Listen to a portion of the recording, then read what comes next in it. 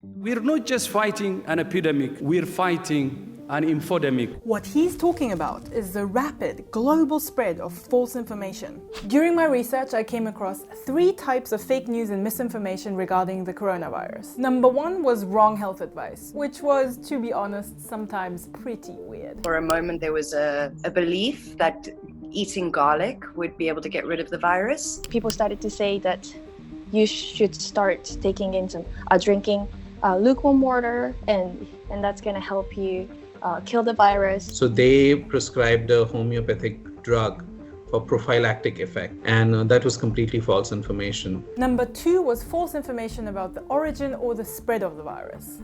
And the latest debate was that regarding 5G and how 5G connects with the coronavirus. It's thought that the Europeans brought it into the country and that it was not going to affect anyone other than white people at first.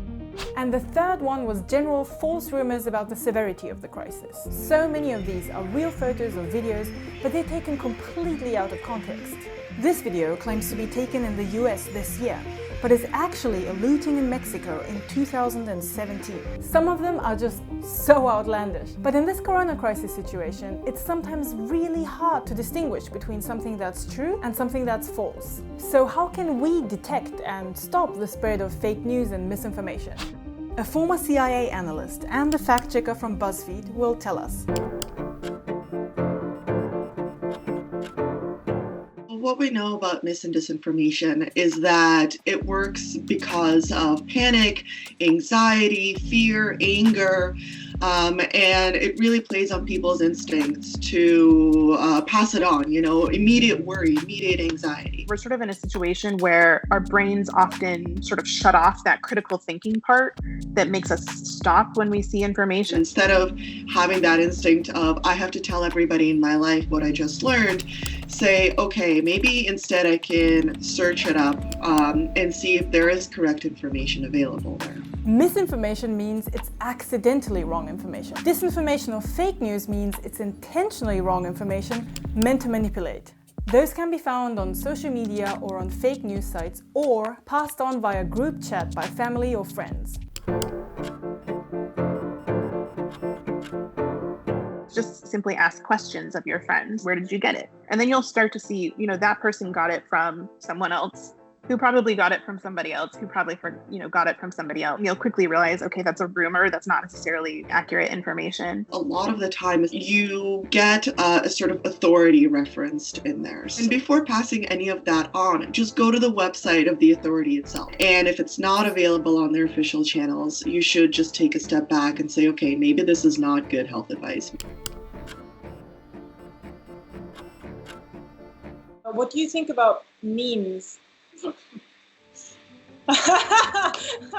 That style of sharing information, that's text on an image, is probably the most hazardous way to share information that there is. And that's because there's just absolutely no way you're getting the full picture. You're completely lacking context, you're completely lacking sources. And so I would say that if you're seeing a meme trying to pass on information about the virus in any way, just don't believe it.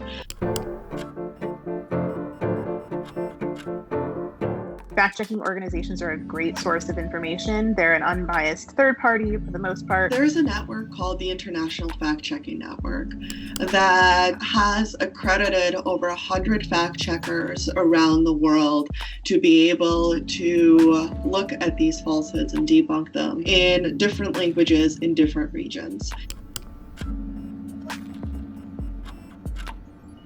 So there are a few super easy online tools you can use to detect fake news. My favorite is Google Reverse Image Search. The person posting these pictures claims they were taken in Italy. You just right-click on one and go to search Google for image. It already says Venezuela bolivars on the streets, and you can see a lot of fact-checking sites have debunked this picture.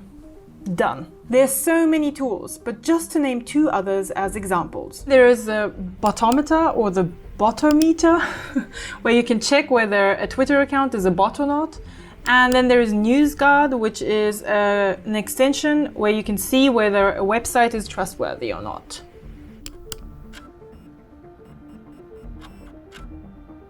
the best piece of advice really is like, do not insta share anything. Like, just take a breath, stop, you know, because it is that sort of like emotional reaction that it is obviously, you know, it's very, very understandable that we all are feeling these things, but that's what gets us into trouble. Obviously, passing on bad health advice can have direct and dangerous consequences. But spreading other types of wrong information about the virus can have less immediate but broader implications. A lot of the mis and disinformation that we see has spawned a lot of racism and a lot of hate. And that's a global phenomenon.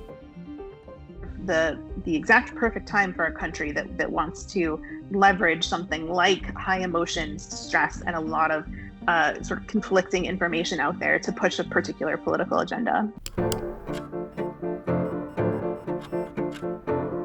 Your grandma, like my grandma, is telling you to eat a lot of garlic, you can say, okay, yes, I will.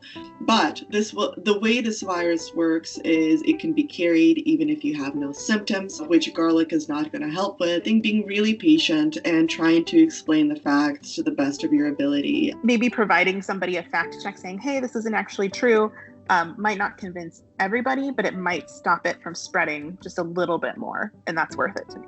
Which questions do you have regarding the corona crisis? Please let us know and leave a comment. And if you feel like it, go check out the other episodes of #InThisTogether.